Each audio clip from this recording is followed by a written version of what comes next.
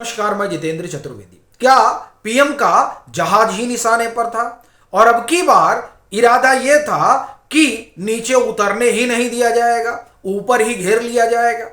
यह सवाल क्यों उठ रहा है? यह इसलिए उठ रहा है क्योंकि संघाई समिट में इस तरह की कोशिश हुई और उस कोशिश को एसबीआर, जो रसिया की खुफिया एजेंसी है, और रा के साझा प्रयास से विफल किया गया। यूं ही नहीं, पीएम व्लादिमीर पुतिन की लेमोजिन में 45 मिनट बैठे रहे। उसके पीछे का कारण यही है। तो वहां मामला जो ये नहीं कर पाए, क्या उसी को अब आसियान समिट के दौरान अंजाम देने की कोशिश थी कि साहब लैंड जो है वो करने ही नहीं दिया जाएगा, पीएम के बेड़े को ऊपर ही उसको गायब कर दिया जाएगा। अच्छा, मलेशिया में तो इस तरह की खूब कहानियां चलती हैं। अब बड़ी बात यह है कि आप कहेंगे कि आप ऐसा क्यों कह रहे हैं। मैं उसका आपको कारण बताता हूं। डोनाल्ड ट्रंप, उनको कोई भी मंच मिल जाए तो वो सबसे पहला काम ये करते हैं कि साहब भारत को रूस से तेल खरीदना बंद करना पड़ेगा। और आप हिपोक्रेसी देखिए, जर्मनी तेल खरीद सकता है, ब्रिटेन तेल खरीद सकता है रूस से, लेकिन भारत नहीं खरीद सकता है। अब यह बताता है कि किस तरीके से ट्रंप बेसब्र है। अच्छा, उनसे ज्यादा बेसब्री अगर किसी में है तो डीप स्टेट में है। क्यों है? डीप स्टेट जो है वो जो अमेरिका का है, वो दरअसल आप एक तरह से कहें कि दो चीजों पर वो अपना एकाधिकार चाहता है। एक तेल है और दूसरा डिफेंस है। इसका मैं आपको एक उदाहरण देता हूं। जो बांग्लादेश में तख्ता पलट हुआ, शेख हसीना की सरकार गई, उसके जाने के पीछे का जो बड़ा कारण है वो है ऑयल फील्ड। 26 ऑयल फील्ड है बांग्लादेश के पास। वो सारी की सारी ऑयल फील्ड जो है वो हर हाल में अमेरिका चाहता था। वो जो डिफेंस पैक्ट वगैरह है, क्वाड में शामिल हो जाए, वो सब तो है ही है। बड़ी चीज यह है कि आप अपनी जो सॉवरेंटी है वो हमारे आगे गिरवी रख दीजिए, और उसका सबसे सही तरीका यह है कि आप ये जो ऑयल फील्ड है वो हमको दे दीजिए। साहब, ऑयल फील्ड आप उसको दे दीजिएगा तो बांग्लादेश के पास बचेगा क्या? इसके लिए शेख हसीना की सरकार तैयार नहीं थी, इसलिए उस सरकार को पलट दिया गया और यूनुस को बिठा दिया गया। यानी जो ऑयल लॉबी है वो हर हाल में ये चाहती है कि दुनिया के ऑयल पर उसका कंट्रोल, ऑयल हो, गैस हो, वो सिर्फ हो तो उसके पास, और अगर कोई उससे खरीदे तो उसी से खरीदे। रूस से आप क्यों खरीद रहे हैं भाई? आप रूस के बजाय अमेरिकन कंपनियों से खरीदिए। एक बात। दूसरी बात, अमेरिकन कंपनियों को अपने यहां इन्वेस्ट करने दीजिए। भारत में भी खूब सारे ऑयल फील्ड मिल रहे हैं। तो अब वहां जो है, इसलिए जो ऑयल लॉबी है बहुत परेशान है कि भाई नरेंद्र मोदी जो है बहुत गलत कर रहे हैं। ये कैसे सारा तेल जो है, सारा तेल मतलब 40% के आसपास तेल आप रूस से खरीद रहे हैं। अरे भाई, रूस से क्यों खरीद रहे हैं? आप हमसे खरीदिए ना। हम जहां कह रहे हैं वहां खरीदिए। आप आइए अमेरिका में खरीदिए। वो ये चाहते हैं 40%। बहुत आप ये कहें कि भारत ग्रोइंग इकोनॉमी है, दुनिया की चौथी सबसे बड़ी अर्थव्यवस्था है, इतनी खपत है यहां तेल की, और उसका तकरीबन 40% जो आप रूस से ले रहे हैं। और वो भी किस में आप ले रहे हैं? आप उसको रुपए में खरीद रहे हैं, डॉलर में भी नहीं खरीद रहे हैं। तो एक तो आप हमसे तेल नहीं ले रहे हैं। अच्छा, आप हमसे तेल इतना, अगर 40% तेल आप रूस के बजाय अमेरिका की कंपनियों से लेते तो आप सोचिए कि डॉलर की कितनी डिमांड होती मार्केट में, और दूसरा उनका तेल बिकता। तो एक तो उनकी मुद्रा बड़ी मजबूत होती, और दूसरा उनकी जो आप ये कहें कि उनका प्रॉफिट है वो एकदम हाई होता। भारत ने दोनों पर कुठाराघात कर दिया। और क्यों कर दिया? क्योंकि नरेंद्र मोदी प्रधानमंत्री हैं। अब नरेंद्र मोदी प्रधानमंत्री ना रहे तो क्या दिक्कत है?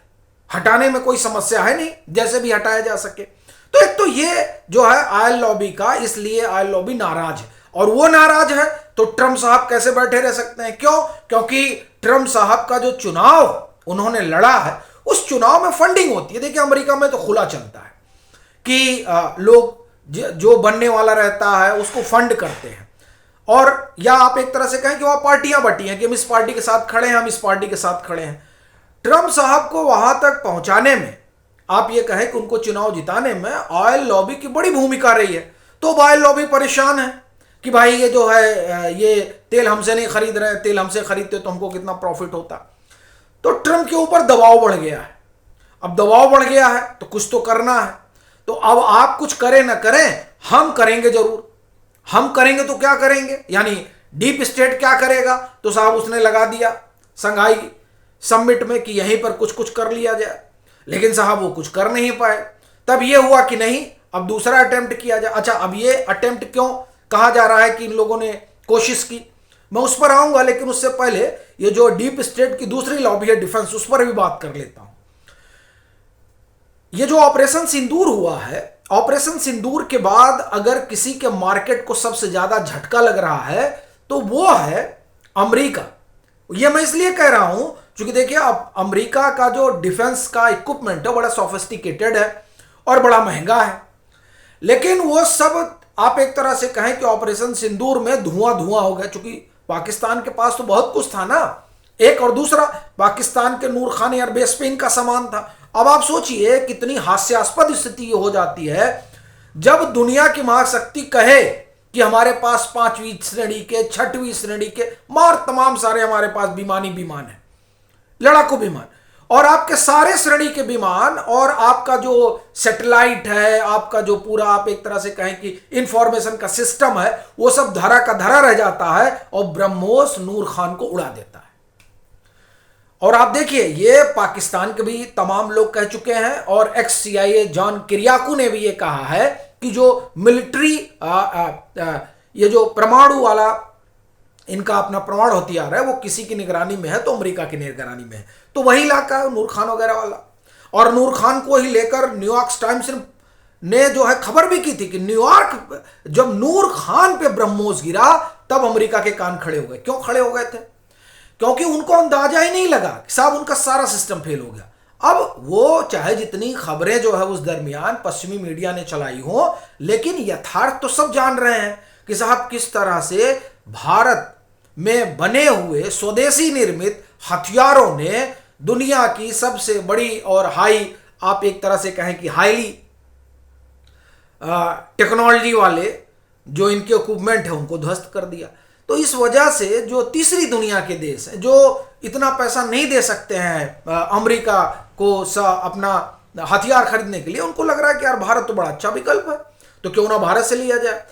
एक तो पहली चीज, तो क्यों ना भारत से लिया जाए, तो जो अंतरराष्ट्रीय बाजार है उसमें भारत का सामान सस्ता है डिफेंस वाला, तो एक तो उसको लोग लेने की बात कर रहे हैं और ले रहे हैं। देखिए तमाम जगह ब्रह्मोस गया। अब अगर ब्रह्मोस का ये परीक्षण नहीं हुआ होता लाइव, जो जिस तरह से पाकिस्तान के 9 एयरबेस उड़ा दिए गए, तो कौन खरीदता? तब वो अमेरिका से ही मांगता, लेकिन अमेरिका से भी कोई नहीं मांग रहा, कह रहा भाई हमको ब्रह्मोस दीजिए।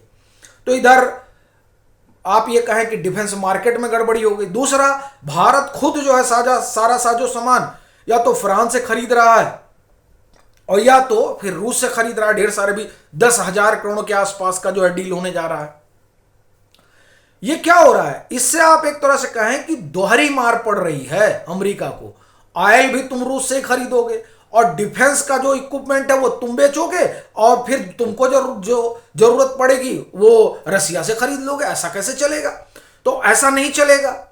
तो ये नहीं चलेगा। ये कब होगा? तब होगा जब प्रधानमंत्री नरेंद्र मोदी का तख्ता पलट हो, क्योंकि इससे पहले की जो सरकारें रही हैं वो सरकारें तो बाकायदे सामान खरीदती थी ना, बाहर से बड़े आराम से आता था, वो सब सेट हो जाता था कि कितना आप ये कहें कि आपका कमीशन होगा, कौन कौन सा सामान लेना है, और भारत में कुछ बनाने की जरूरत नहीं, हम सब बाहर से ले आएंगे। पहले तो इस तरह कैसे होता था, लेकिन नरेंद्र मोदी के आने के बाद से चीजें बदल रही हैं। हम बाहर से भी सामान लेंगे लेकिन हम अपना इंडिजीनियस भी डेवलप करेंगे। अब ये जो इंडिजीनियस डेवलप हुआ उसी ने इन लोगों को, उसी में लोग मात खा गए ऑपरेशन सिंदूर में। तो कुल जो परिस्थिति है, उस परिस्थिति में नरेंद्र मोदी किसी भी तरीके से डीप स्टेट को नहीं सुहा रहे हैं। तो डीप स्टेट लगातार साजिशें करने में जुटा हुआ है और वो जो साजिश है, उस साजिश का आप एक तरह से कहें कि प्ले ग्राउंड बांग्लादेश बना हुआ है। अब आसियान पीएम क्यों नहीं गए? देखिए, एक तो यह था कि वहां डोनाल्ड ट्रंप से सामना होगा। दूसरा, ये जो मलेशिया में खूब जहाजें गायब होती है, सामने बताया आपको, अब आप जा रहे हैं और वहीं जहाज गायब हो जाती तो क्या करता भाई? देश के लिए तो एक बड़ी बात है ना। और देखिए कि जो ये संघाई में जो हुआ, उसका एक तरह से पीएम ने भी संकेत दिया था भारत आने के बाद, जब उन्होंने कहा कि मैं गया था इसलिए ताली बजा रहे हैं, कि लौट आया इसलिए ताली बजा रहे हैं। तो इसके जरिए उन्होंने साफ कर दिया था कि कुछ तो है गड़बड़। लेकिन अब वो लोग इस तरह से तो सीधा बोलते नहीं है, लेकिन इतना जरूर है कि सिक्योरिटी थ्रेट जरूर एक आप एक तरह से कहें एक एंगल रहा आसियान समिट में हिस्सा ना लेने का। पीएम ने हिस्सा लिया ना, वीडियो कॉन्फ्रेंसिंग के जरिए वो जुड़े, लेकिन उड़कर वो नहीं जाना चाहते थे, क्योंकि इस बात का अंदेशा था कि पिछली बार तो वो लोग विफल हो गए थे, क्योंकि उनको लगा था कि हम लोग जमीन पे ऑपरेशन करेंगे। तो इस बार ये हुआ कि जमीन पे क्यों, आकाश में क्यों नहीं ऑपरेशन किया जा सकता है। और वैसे भी वो जो मलेशिया वाला इलाका है, आप एक तरह से कहें कि वो सीधे सीधे पैसिफिक रीजन है। पैसिफिक रीजन में अमेरिका की जबरदस्त प्रेजेंस है, उसे उसकी हर जगह प्रेजेंस है, लेकिन ये जो पैसिफिक रीजन है, ये आप एक तरह से कहें कई सारे उनके बेस है और तमाम तरह की टेक्नोलॉजी अमेरिका के पास है। बताता किसको है वो। और मलेशिया आप एक तरह से देखिए कि वैसे भी तमाम तरह के लोगों का एक अड्डा ही है। तो इन तमाम वजहों से ये माना जा रहा है कि नहीं, जरूर एक सिक्योरिटी वाला मसला था, इस वजह से पीएम ने वहां जाना आप एक तरह से कहें कि मना कर दिया कि नहीं आएंगे, और वीडियो कॉन्फ्रेंसिंग के जरिए शामिल हुए। और फिर आप देखिए एक सॉलिडिटी वाला भी मसला था, चीन भी नहीं गया और रसिया भी नहीं गया, तो एक तरह से तीनों देश ने तय भी किया कि नहीं जाएंगे, और एक सुरक्षा वाला तो मामला था ही। बाकी आपकी अपनी क्या राय है, जरूर साझा करें। मतांतर से नहीं जुड़े हैं तो जुड़े, वीडियो को लाइक करिए और खूब शेयर करिए।